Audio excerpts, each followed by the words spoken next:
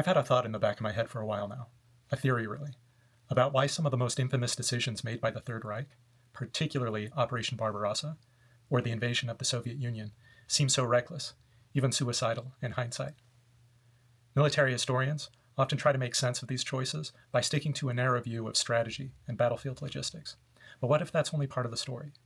What if the real urgency behind Barbarossa wasn't about just conquering territory and defeating communism, but about money, or rather the lack of it? I wanted to test this idea, so I dove into some academic work from Oxford Scholarship Online and Project Muse to see if the evidence matched this hunch that I had. One of the first sources I came across was Richard Overy's War and Economy in the Third Reich. It paints a vivid picture of just how desperate Germany's financial situation was by the time Barbarossa got the green light.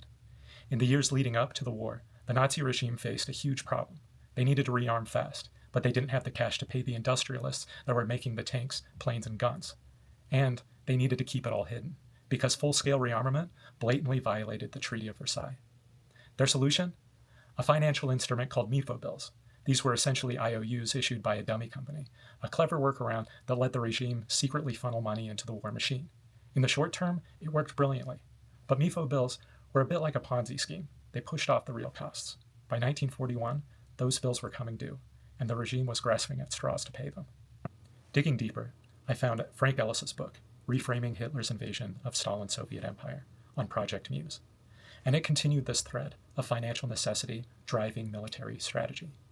As the MEFO bills started coming due, the Wehrmacht began leaning on a brutal backup plan: plunder. As German forces swept through France, Denmark, and the Benelux countries, they stripped those countries of their wealth: cash, gold, raw materials, basically anything they could get their hands on, anything that could be used to service the outstanding debt. But it wasn't enough. They were barely covering the minimum payments on their MEFO notes, and even worse, they were still issuing new notes at an even higher rate, just to keep the war machine running.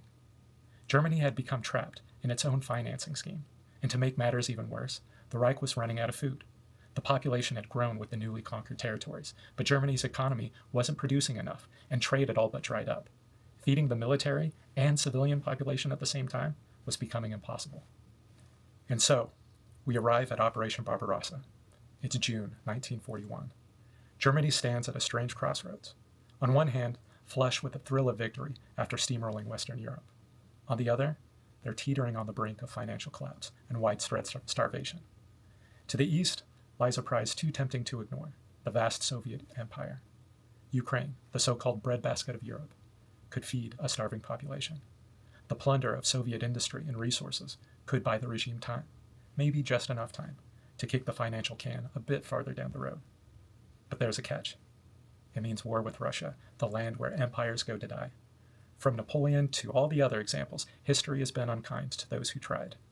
Still, for Hitler and the Nazi leadership, it looked like the ultimate gamble. If they rolled a 7, it could solve all their problems. But if they come up snake eyes, the consequences would be catastrophic. The next source I looked at, Anand Toprani's Oil and the Great Powers from Oxford Academic, threw a bit of a wrench into my original thesis. Within the Soviet Union lay another prize: the oil-rich Caucasus region. And as Operation Barbarossa got underway, it became clear that it wasn't just about feeding people or paying bills. The Caucasus was a key target, and for good reason. Now, one could still argue that this was part of a broader economic motivation. Oil is wealth, after all. But the case for strategic military necessity is hard to ignore.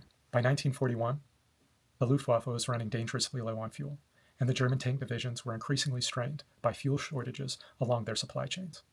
The war machine couldn't run on promises anymore. Whether Hitler saw oil as a way to bankroll the Reich, or simply to keep the tanks rolling, it's hard to separate the economic from the military at this point. Both needs were becoming existential. So what do you think? Have I made the case that financial desperation pushed Nazi Germany toward the reckless gamble of invading the Soviet Union? Or do you lean toward the more conventional view, that military strategy, nationalist ideology, or Hitler's personal obsessions were the real drivers of Barbarossa? Either way, I found it incredibly satisfying to dig in these sources and test my thesis against the scholarship. World War II is endlessly complex, and questions like these, the what-ifs, the hidden motives, are why historians will be wrestling with this era for generations to come. Thanks for watching. I'd love to hear your take in the comments, and I'll see you in the next video.